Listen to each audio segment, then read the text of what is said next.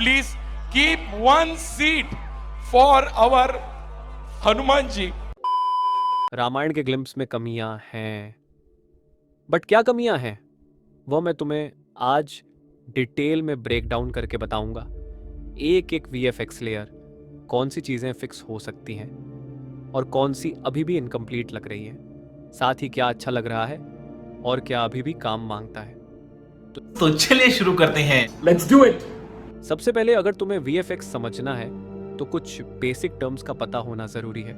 तुम चाहे तो ये सेगमेंट स्किप भी कर सकते हो, बट ट्रस्ट मी, इसके बाद जो मैं ब्रेक डाउन करूंगा वह तुम और क्लियरली समझ पाओगे। सबसे पहले स्कल्पटिंग एंड 3D मॉडलिंग। जो भी क्रीचर्स या मॉन्स्टर्स तुम मूवीज में देखते हो उन्हें डायरेक्टली शूट नहीं किया जाता, उनकी पहले 3D मॉडलिंग होती है जहां उनका कंप्लीट शेप, स्ट्रक्चर और डिजाइन बनाया जाता है। उसके बाद आता है रिगिंग एंड एनिमेशन। स्कल्पटिंग के बाद उस 3D मॉडल के अंदर एक डिजिटल स्केलेटन डाला जाता है जिससे वह मूव कर सके और फिर उसे एनिमेट किया जाता है, जैसे चलना, लड़ना या रिएक्ट करना। अब रिगिंग का काम काफ़ी मेहनत वाला होता है, बट उसी को एक किक स्टार्ट देने के लिए आती है एक टेक्नोलॉजी जिसे कहते हैं मोशन कैप्चर, जिसे मोकैप भी कहा जाता है। For many sequences in my previous films, it would have been very helpful if I had access to motion capture technology. For the kind of stories that we are telling today, scale matters. I was very particular about one thing: space, height, volume, and obviously that leads to but freedom of movement. ये rigging के process को बिल्कुल remove नहीं करती। Artists को फिर भी rigging का काम करना पड़ता है। फिर आता है टेक्सचरिंग एंड लाइटिंग। टेक्सचरिंग में सिर्फ कलर नहीं बल्कि स्किन का फील, सरफेस की रफनेस, डिटेल्स, सब कुछ ऐड होता है। और लाइटिंग ये सबसे क्रूशियल होती है। एक फेक लाइट सोर्स क्रिएट किया जाता है जो रियल सेट की लाइटिंग से परफेक्टली मैच करे। अगर ये मैच हो गया तो वीएफएक्स ऑलमोस्ट रियल लगता है।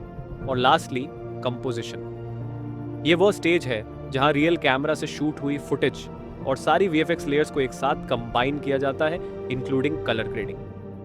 अगर कंपोजिटिंग स्ट्रॉन्ग है तो पूरा शॉट सीमलेस लगता है, अगर वीक है तो वीएफएक्स फेक लगने लगता है।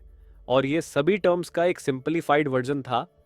अब इन्हीं बेसिक्स को यूज करके मैं तुम्हें रामायण के इस ग्लिम्स का एक्चुअल ब्रेकडाउन दिखाने वाला हूं, जहां तुम क्लियरली समझ पाओगे कि प्रॉब्लम एग्जैक्टली कहां है। तो अब shot bye shot breakdown quickly देखते हैं। सबसे पहला शॉट लोगों को थोड़ा ऑफ लग रहा है, लेकिन मेन इश्यू सिंपल है, इसे स्लो किया गया है। अगर नॉर्मल स्पीड पर देखो तो ये शॉट काफी फाइन लगता है। कंटिन्यूएशन में सिर्फ लाइटिंग प्रॉब्लम है। नेक्स्ट शॉट जो लोगों को पसंद नहीं आया, मुझे लगता है वह ज्यादा क्रिएटिव चॉइस है, ना कि वीएफएक्स इश्यू। अब आते हैं मेन प्रॉब्लम शॉट पर। राम भगवान का जो फ्लिप और एग्रोबैटिक मूव है वो एक्चुअली काफ़ी इंप्रेसिव है, लेकिन राक्षस का लुक बिल्कुल रियल नहीं लग रहा। गुड न्यूज़ ये है कि ये फिक्स हो सकता है, 3D मॉडल नहीं लेकिन टेक्सचरिंग और लाइटिंग इंप्रूव करके, क्योंकि एनिमेशन ऑलरेडी सही लग रही है, बस इन अपीयरेंस से फेक फील दे रहा है। उसके बाद एक शॉट आता है जमकत से जहाँ क्लियर कंपोजिटिंग इश्यू है। ऐसा फील होता है कि ग्रीन स्क्रीन पर शूट हुआ है जो विजिबल नहीं होना चाहिए। साथ ही कलर ग्रेडिंग और लाइटिंग मिसमैच भी है। फिर एक और शॉट जो लोगों को आदि पुरुष याद दिला रहा है। रीज़न सिंपल है, रियल फॉरेस्ट लोकेशंस का यूज़ नहीं किया गया जो ऑथेंटिसिटी को हर्ट करता है।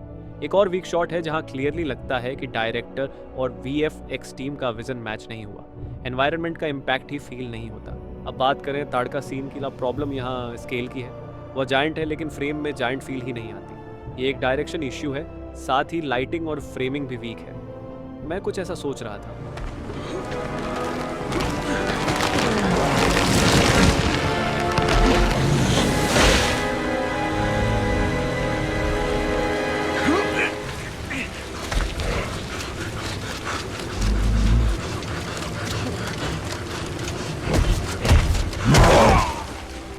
तो ओवरऑल कंक्लूजन सिंपल है, डायरेक्शन लेवल पर थोड़ी गड़बड़ है और लाइटिंग सबसे बड़ा इश्यू है। लेकिन अब सवाल ये है, क्या ये आदि पुरुष जितनी बुरी है और क्या ये सच में रामायण वाली फील नहीं दे रही? चलो अब इसका जवाब देते हैं। तो जब से ये ग्लिम्स आया है तब से लोग तारीफ करते नहीं थक रहे एसएस राजामौली जी की। और ऑनेस्टली कंपैरिजन तो बनता है, क्योंकि बैक टू बैक दो बड़े प्रोजेक्ट्स आ रहे हैं। रूमर्स के हिसाब से वाराणसी भी 2 पार्टर होने वाली है। लेकिन मेन टॉपिक ये नहीं है। मेन सवाल ये है, बट क्या ये रामायण का ग्लिम्स इतना बुरा है कि इसे आदिपुरुष से कंपेयर किया जाए? मेरे हिसाब से बिल्कुल नहीं, क्योंकि आदिपुरुष एक अलग ही लेवल का डिजास्टर था और उस लेवल तक गिरना इतना आसान नहीं है। तो ये कंपैरिजन ऑनेस्टली फेयर नहीं लगता। लेकिन एक और सवाल, क्या ये सच में 4000 करोड़ बजट वाली फिल्म लग रही है?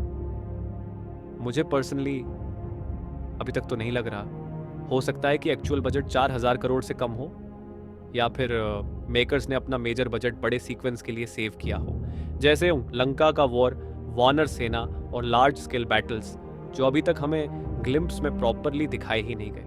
और ऑनेस्टली मैं भी अब वही देखना चाहता हूँ। मुझे देखना है हनुमान जी का प्रॉपर लुक कैसा होगा, वानर सेना कितनी रियल लगती है, और सबसे इम्पॉर्टेंट, रावण के 10 सिर कैसे एग्जीक्यूट किए जाएंगे। लेकिन ये सब हमें पार्ट 2 में ही देखने को मिलेगा, तो अभी उसके लिए वेट करना पड़ेगा। लेकिन इतनी सारी पॉसिबिलिटीज़ के बाद भी एक चीज़ है जो अभी भी मिसिंग फील हो रही है, और शायद ये वह चीज़ है जो फिक्स भी नहीं की जा सकती। एक मिस्टिकल फीलिंग है इसमें, और एक डिवाइन फीलिंग जो तुम्हें रामायण देखते वक्त फील होना चाहिए। और ऑनेस्टली वो फीलिंग मुझे सिर्फ वाराणसी में आई है। बट ये रहे मेरे थॉट्स। अब तुम बताओ, तुम्हें ये ग्लिम्प्स कैसा लगा? कमेंट्स में ज़रूर बताना।